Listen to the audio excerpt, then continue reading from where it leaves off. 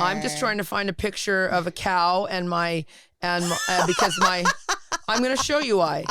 Just real quick, because I can't do it now. This is why I want to show you. Yeah. Can you text it to Anthony so he can please put it on the screen also? Well, this is the picture of my daughter and the cow. And no, it's okay. If Anthony's going to say anything, but my guy, he talks to cows. So my daughter just moved from Napa Valley, California to Nevada City. Which is about 2 hours out of Napa Valley, okay? And so I just want to, like, the background is my daughter's, like, you know, she's just not AWOL, she's a great person, blah, blah, blah, all these things. But the point of it, when I changed, she started changing. You understand? That's the ripple effect. So if you have, that's what I just said right now. We had a little tidbit here, a little thing. Thank you, Anthony. Like, do you want to start now? Yeah, let's get into it and get on it. We had a fight. I didn't have a fight. I'm just saying straight up how it is. You had a fight with yourself. Yeah, I had a fight with myself because I'm a respecter of fucking time. Catherine F., if you're listening to this, nothing rocks us more. Do not fuck with my time. I can get it. No. I can get a new kid. I can get a new podcast partner. I don't give a shit on it. Get new couches. I can get new clothes.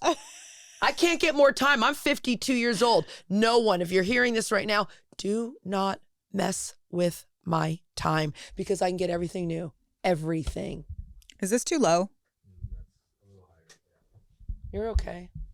There we go. So okay. that's where we're at. I'm cool, but what happened too is I've been surrounded a lot by a lot of people in basically what I like to call untreated alcoholism. Let's talk about untreated alcoholism because that's what's happening right now. I'm around a lot of people. What is untreated alcoholism? Hold on. I want you to explain to our audience that doesn't know how a person can be an untreated alcoholic that doesn't have a problem with alcohol. Does that question make sense? I really want you to explain it because I understand it and I want our audience to understand it. Okay, so like me. Okay, alcohol's not a thing for me. Like, take it or leave it. A glass of wine with Auntie, it's not going to send me to the outer space. It's not going to send you to the drug dealer. I'm not even going to take a second glass. Maybe on a special occasion, I might indulge. But I am a control freak. I put the alcohol, drugs down a long time ago. I picked up every other thing about alcoholism. What does that mean? That means I am drunk without a substance in me. What does that look like? I'm prey to misery and depression. You don't get me. You don't understand. I'm singled out by in my only me. You don't get it. You don't understand. Yeah. I'm now labeled by doctors because they don't understand because there's no substance basically to blame for my crazy behavior. You're an addict, you're an untreated alcoholic, but there's no alcohol in the picture, so people don't know how to diagnose it. That's right. People don't know how to diagnose it. So what do? They diagnose it like this. Want me to tell you the diagnosis? Yeah. For untreated alcoholism. So you go to your doctor. You're not, do you drink? You're not alcoholic. You're not a drug addict. And then you tell them all these things that you have. No doctor's going to say, you have a soul sickness, which stems from the disease of alcoholism. This is what they're going to tell you, Jessica. You've got bipolar, Jessica. Mm-hmm. You've got borderline personality disorder. ADHD, PMDD. Give me some more of those things. Borderline personality. Yeah, that's BPD or whatever it is. Premenstrual PMDD. Yeah, you've whatever got that menopause. Mm-hmm. You've got an overactive thyroid. Let's remove your thyroid or an underactive thyroid. You have what's the thing after people have a kid? Oh my God, that's postpartum. Called, I hate my life. Why did I make a baby? But no, it's actually known as postpartum. Okay, postpartum depression, or even worse, you wake up in the reality that you have thought the baby would be good. You thought getting the husband would be good. That could happen to you. So be very careful because when I get the husband, when I get the baby, my life's going to be set. And then it isn't. And then they categorize it as postpartum. That's right. It's just like, you're fucking insane. You took the first hostage you could get a hold of, Jessica, and then you woke up from your dead asleep fantasy life and goes, like me, I'm like, what the fuck did I choose? I had someone call me. I had a sponsee call me yesterday. And when I really needed to hear from someone like this, which was all God, and she hasn't reached out in ages. She stopped doing the program. She's not my sponsee anymore. And her baby's 11 months old. And I was sponsoring her before she even got pregnant. And she's on her second kid. She goes, my sex and love addiction hasn't come up at all. But I've been taking care of my baby for 11 months. And now that we moved to a new neighborhood and there's lots of other couples in the area and we've been hanging out with lots of other couples, I really want to bang my neighbor. And what should I do? What should I do, Jessica? And it's way straight away from the program. That's what you should do. Get to God. Jesus. That's why they say, like, we talked about it with our friend. And that's untreated alcoholism. That's you want to it. pick up a penis. So there you go. No, you're okay. Let me go deeper. She's in relapse. I don't care what her drug of choice is. Like our friend the other day who relapsed, okay? Mhm. And everyone, first thing, who knows I relapsed, Nikki?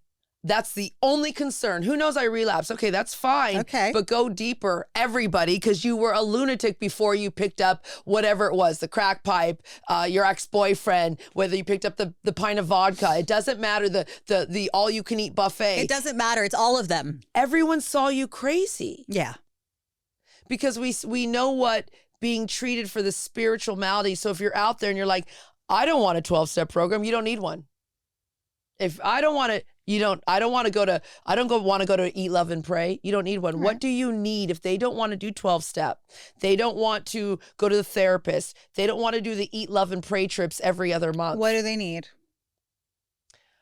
Well, this is where we're going to come in because this is where people are going to have to come to the masterclass to find out what they really do need. This is a lifestyle. Like this is a lifestyle. And Jess and I can show you deeper because it's deeper than the 12 steps. It's deeper than your doctors. It's deeper than your medications. It's deeper than a trip to Vietnam. It's really about like a complete change inside. This is inside. This is not exterior fixes, right? And it's also not. This brings me to another point that I wanted to talk about. It's also not an overnight matter. It's also not you're going to be a saint overnight. It's also not I'm not here to be perfect. I'm here to get progress. And the reason that I brought that up is because there's this thing with people that want to grow spiritually, right? And everyone's watching them, all the people around them, and clapping for them or not. And as soon as they do something that doesn't align. Oh, you're not so enlightened. I thought you were with God. You got your Bible under your arm. You just yelled at that person in the parking lot, Jessica. What kind of program are you running? And I have to read about how I'm not spiritual as I fucking come off. Because you've claimed to be a spiritual spearhead. And No, but this is what we do. No, I didn't. You named me that. Sorry, did you walk around on a spiritual hilltop with spiritual, like, because I can do that too. Don't you know? I know more than you. I have God. You're not with God. You don't even have a God. I know more than me about me than you. Like what we were talking about when we came in. And if my experience that I so proudly speak about, because that's what God would have me do, relates to you and that helps you, fucking great. But I'm not giving any direction, advice, or anything. I'm just giving my experience and I'm just telling you what tools were given to me. Not Jessica's tools. They were passed down and then I use them and then I'm going to tell you my testimony. And if that helps you, great. And if it doesn't, please don't fucking come at me and tell me that I'm some, spiritual person falling from grace every single time I make a mistake, which is going to be a lot. It's going to be a lot because I was raised in a fucking strip club. Did you forget?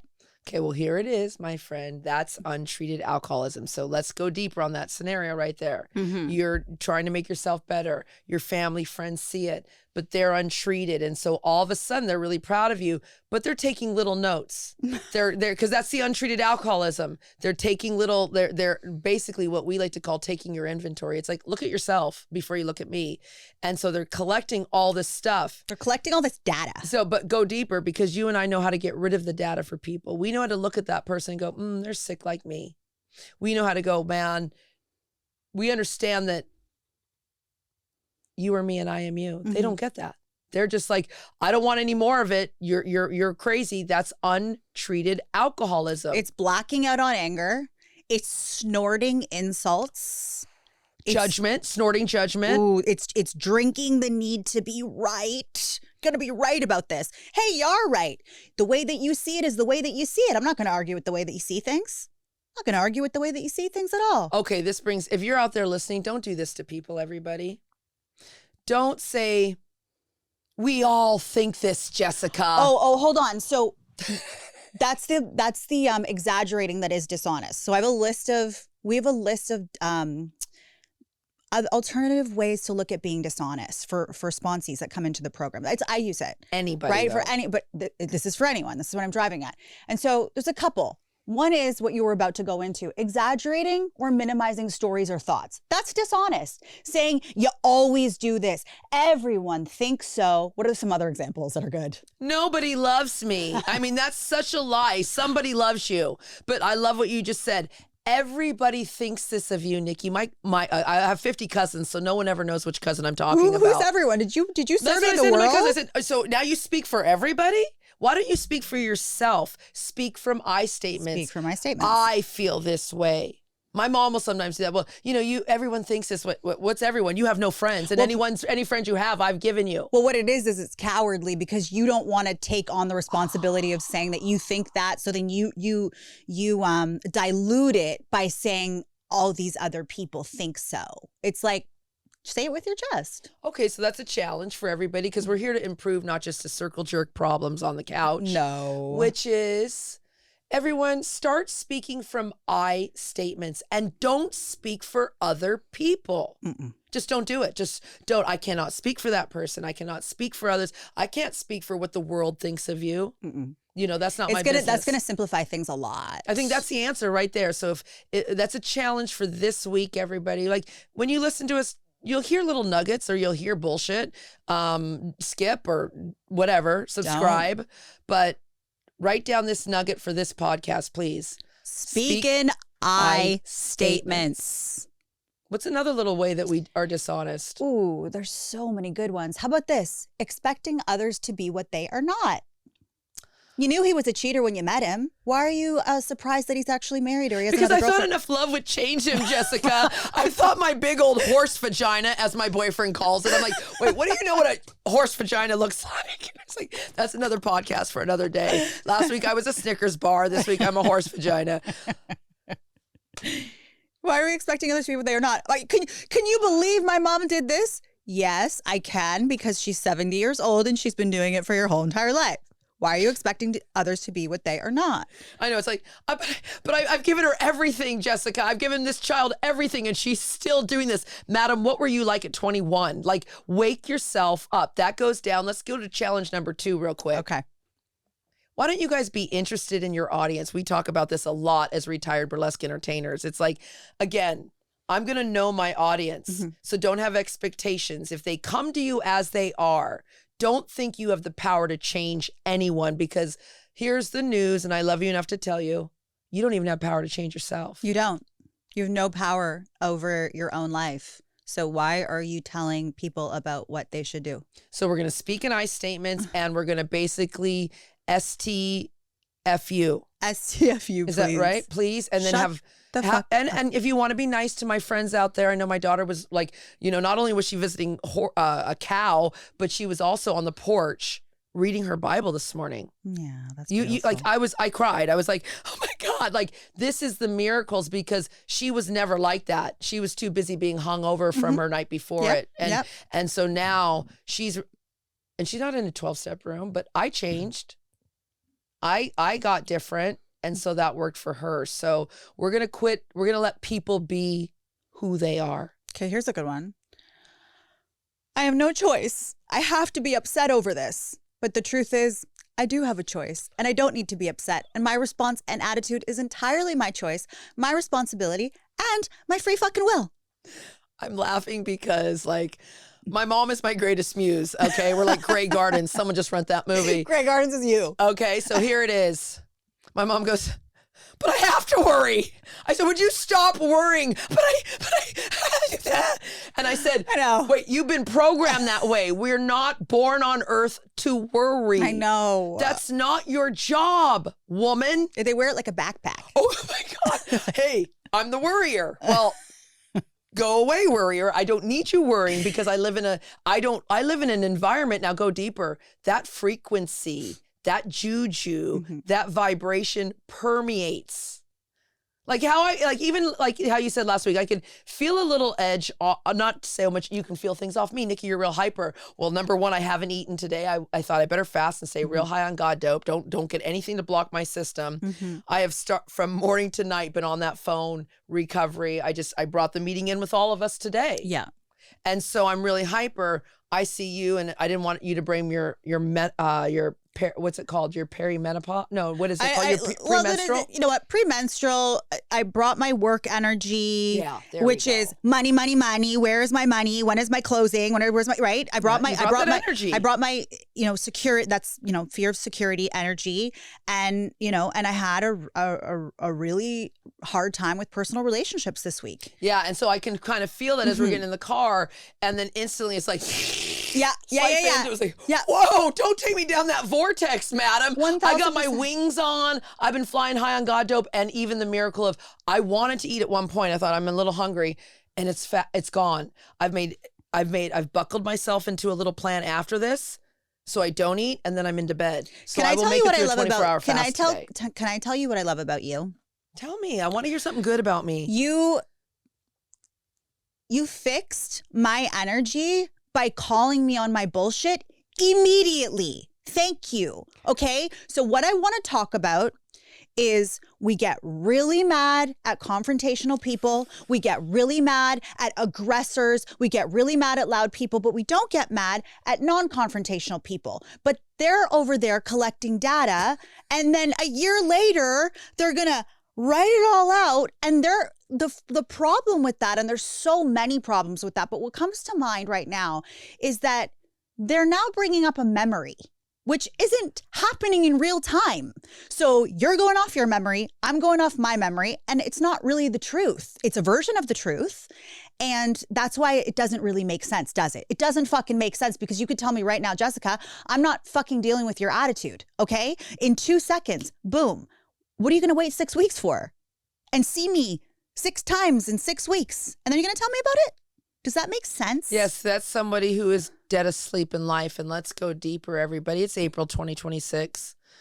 I was at the corner store by my house. Okay. 2 days ago. And do you want to know what the Toronto Sun headline was? What? Apocalypse. Okay. I didn't even know that.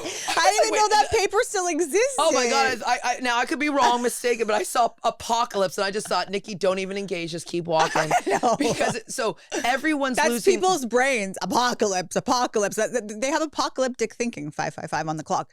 They're out of their mind. Everyone's out of their minds. And so that's why you and I, it was so important for, us to even. What was that? Anthony, just go back. Anything just Canada doesn't have to wait until 2040 for doomsday report to come true. It's here. There it is. Now, do you see? There it is. Okay, thank you. This is. It's here. I mean, Anthony's our guy. Joe Rogan, you got your guy. We got the best guy out here we pulling really do. shit up right now, and it's really awesome. Do. And so there it is. It's doomsday. And so I guess the point is, Toronto is one of the worst cities in Canada to survive a zombie apocalypse. There we go. And it is because they've got us trapped in the 15-minute city here.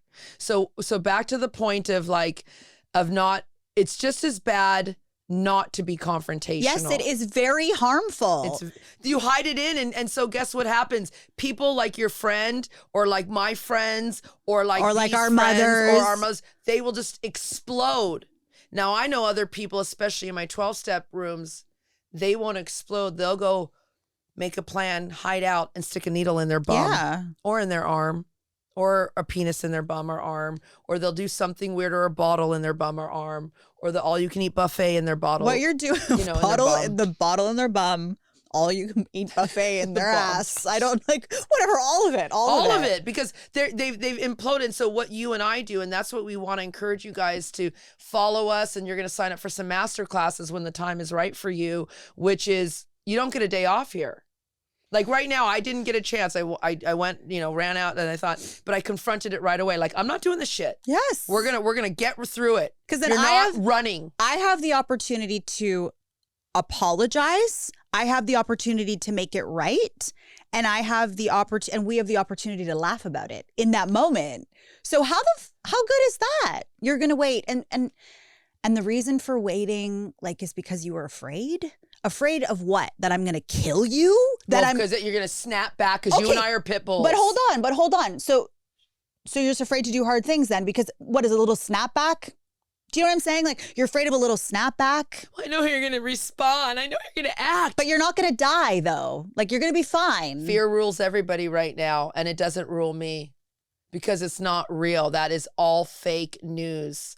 You know, we just got past Easter weekend, and you know I always love to reenact the Jesus scene. I've done it for you many times, right?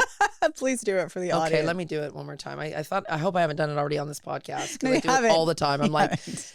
you say you're the king of the Jews. You say you're the son of God. You say you're the king of man. What do you have to say for yourself, Jesus of Nazareth?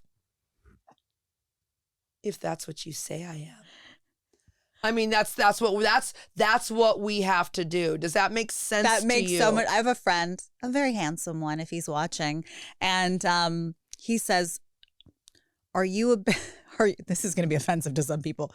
Are you a big fat black woman? I said, no, I'm not a big fat black woman. He goes, perfect. So then you're not XYZ, what people are telling you that you are. So why do you have to walk around being offended that somebody called you a big fat black woman? Yeah, exactly. You're not. You're not. You're not. You're a little Greek thing wrapped up in a little package. I don't even know what the fuck, but not that. And so why do we have to get wrapped up in these? Because the labels go deeper. What we are so addicted to labels, outside and inside, whether it's your labeled purse or whether it's the label they've given me. I forgot about being that way for my whole entire life up until very recently. Thank you for that. Remember when? Yeah, you see, like we're all addicted to labels, and so here it is. I sent you the I should send it to us next time so we can listen to something together and then talk about it. Yeah. I really want you to listen to it. And I know I did, because you said resend it, Nikki, so I can listen to it. But obviously your day slipped away. Mm-hmm. It's about, what were you or are you before the world told you who you are? Well, that's the return. Okay, so in our program, step 2 says we return to sanity. And I didn't know what that meant, because I was like, when the hell was I sane? You never have been. Okay, I never have been. But now I understand that the return to sanity isn't to when I was before I had a drink. It's to before I was born. Okay, when I was a small baby, before I had an ego, when I was all love, all I wanted to do was love and receive love. Does that sound Absolutely. sane to you? You're does only that love. That's why when my mom said, well, it's natural to worry, you came out of your mom's hoo-ha worrying. No, you came out loving. You came out loving. If I'm all, and somebody said a really interesting Buddhist thing to me yesterday when I was reeling about this really awful, argument that I'm in with somebody that really, really, really means a lot to me. And it was really out of nowhere. And it's been pretty disturbing. She's in an argument with herself. Pretty much. So somebody said to me at my office, actually, is a really good friend of mine, Joan, and she said there's this Buddhist thing where it says, you walk by this guy and he's kicking a dog. And that sounds crazy and that sounds awful. But you feel really bad for the dog. But do you ever even consider how hurt a person has to be to kick a dog? And what must be going on inside of them to kick a dog? So meditate on that for a second. Well, before, when I wasn't more mindful about my scrolling, I would run on these things. They've been more mindful on the internet about it, and they now put a sensory thing. But they just pop up on my feed, those things. And there was once this guy beating a child. And so these are the things you can't just kind of turn away. Like once it's on your feed, you can't stop watching. And it was like this little baby, and the baby kept coming back from her. It was just awful. I'll never forget it. And as you said that, it's like, man, something must have been very wrong with this human to do that to that child. Like, forget the child. Because, take the child out of it. Yeah, take the child out of it. Take the dog. Take the animals out of it. What is wrong with that person? I do another podcast, a recovery podcast. And the guy today, we were going through one of the chapters in our special book. And he said, he was raped. He used the word molested. But anybody who under 18, if someone's violated you, you're not molested or touched, you're raped. I like the word. It's hard because it is hard. And so I guess the guy came back to do something when he was a little older, and he said he took a piece of wood, hit him on the head, and killed him. Wow. Killed a man. Yeah. And so what had to happen to my friend David to take a piece of wood that hard and kill a man. Well, we know because we know David's story. Yeah, we know David's story. Exactly. So we got to go deeper. But we have to go deeper in this thinking. Like, I have to go deep. This is the thing. I'll pick up drugs and alcohol if I don't go deep into this thinking. So it's life or death for me, right? Like, I have to move from being offended by what this person has said to me to thinking, what is wrong with them? Why are they kicking a dog? If I don't go there to that thinking, I'm fucked. So it's not for her. It's not for him. It's for me. I need to move out of that. My friend Bobby at our meeting last night, this real old timer in the rooms, like real penitentiary serve time and big freedom tattooed on his back with the prayer hands, as big as, and he prays over people. And he goes, what's wrong? Because he could see it. And I said, this, Bobby. And he goes, Father God, we praise you and we bring a little light over this baby and this mom and this. And like, really, he goes, power. No, it's power. And after he said to me, he goes, I made amends, which is I made an apology to the person that killed my brother, Jessica. And he wanted me to understand an extreme example of how walking around upset at this person who hurt me will only hurt me. So why even spend a second on it? Not one single second do we have the luxury. Well, like we started talking about at the beginning of the episode, time. If we value our time so much, we have to move from that thinking. It's in our thinking. Yeah. And so that's why you guys are going to have to subscribe, stay here with us, get on the master plan with us, because I'm going to tell you something. You're going to pay a lot of money to a lot of people for a mindfulness course. And I did. I paid money to Landmark. Oh, you did Landmark? I did Landmark. I did Joe Dispenza, all the books, all the meditations, all the in-person when he came to Toronto. I've done David Guillaume.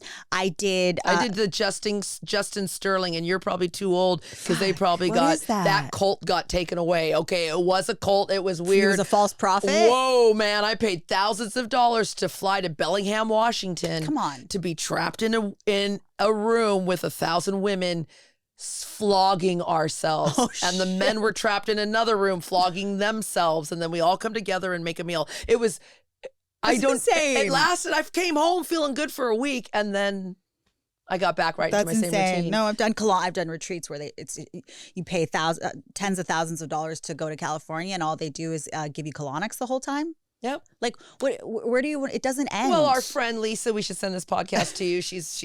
She knows a lot of fun people. Our friend Lisa P, Lisa YP, and she says, she was at the Eric Clapton resort, and all they do is they go there to clean up, so they can go use more. Yeah. This is the thing too. Let me clean up so I can go deal with a little bit more. You need a total transformation. Our friend Steven calls it fattening up for the slaughter again. Yeah, there we go.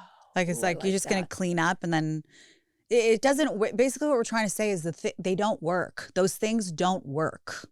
No, they don't. So here, what I've learned and what we do, we are working the most radical mindfulness program ever, from the instructions that you and I have learned, mm-hmm. from the lifestyle that you and I have come to be disciplined and consistent about. Yeah. Like, you don't see how your friend drifted out and went into all these things about you from the past. Yeah. We don't get to do that.